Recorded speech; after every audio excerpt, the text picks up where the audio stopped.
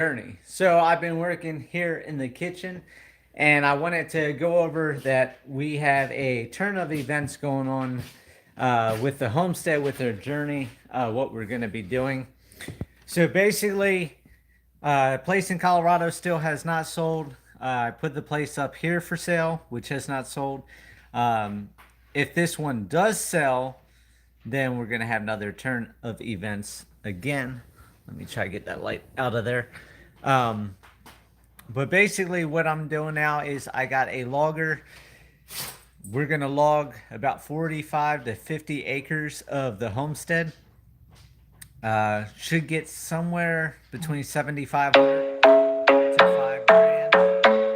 Hold on one second. I forgot to turn my volume off for notifications. But we're due 45 to 50 acres of land. We're going to clear cut all the way down to the ground um, in hopes to build pastures for the animals if we stay at this homestead. Now, if it doesn't sell by spring, then we're going to stay on the current homestead, the 120 acres. We're end up doing some work to the two 15-acre properties that are along the main road and go ahead. No barking. And we'll go ahead and sell those properties, so that will help fund the start of building the house, the barn for the animals, getting a well put in, electric brought in, everything like that. Stop! Squash it. Mickey Mouse is being protective over there, Minnie Mouse, because Minnie Mouse is starting her cycle. So, gotta keep an eye on them, keep them separated. However, if the property does sell, then we will be going to another place. But what we're thinking about now is staying on the current 120 acre homestead, sell the two 15 acres. That will leave us 90 acres. If we have 45 to 50 acres cleared, then we'll be looking at like a 50-50 split between woods and pastures.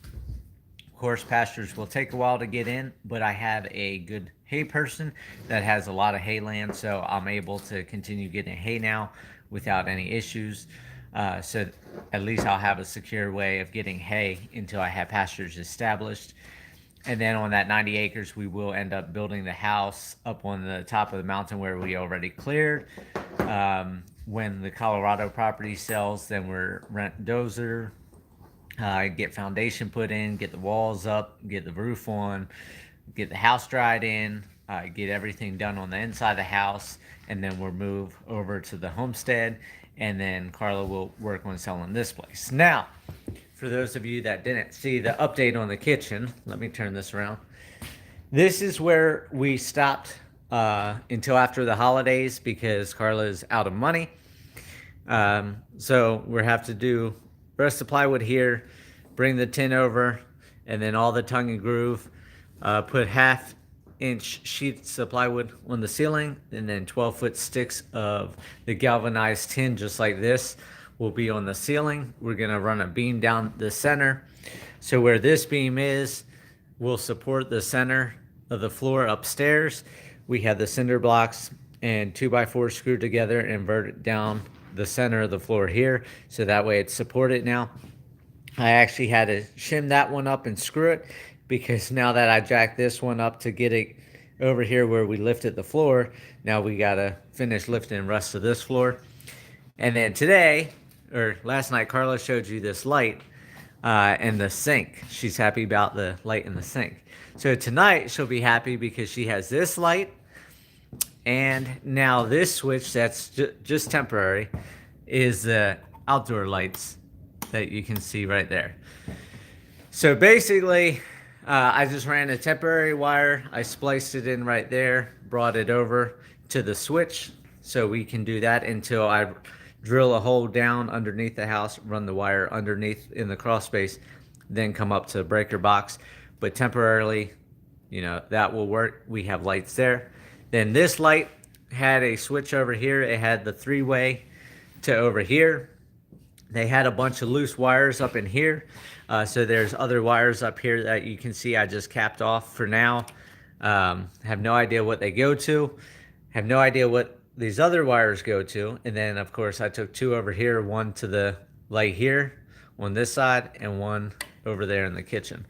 And then splice everything together. So at least we have lights that work everywhere, outside, in these rooms.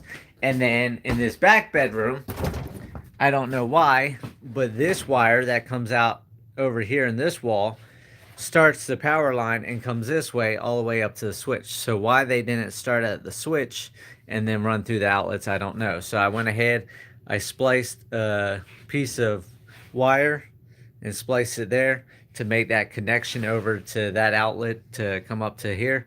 So now we have lights up in here. But that's what I wanted to go over with everybody, is we most likely will be changing back and forth. Right now we're planning to keep trying to sell the Homestead here, because if we can get a place with pasture and electric and all that already done, yeah, we might pay a lot more, but it's done. We can get to homesteading right away. If it doesn't sell by spring, then we'll stay on our current homestead, work on getting electric and wells put on the two 15-acre properties and possibly a modular, and then sell them as a turnkey residence to move into with 15 acres. So that'd be worth a good chunk of change. Then take that money and put it into our 90 acres. But we'll see. So that's the turn of events, turn of our journey right now. And we'll see where things go.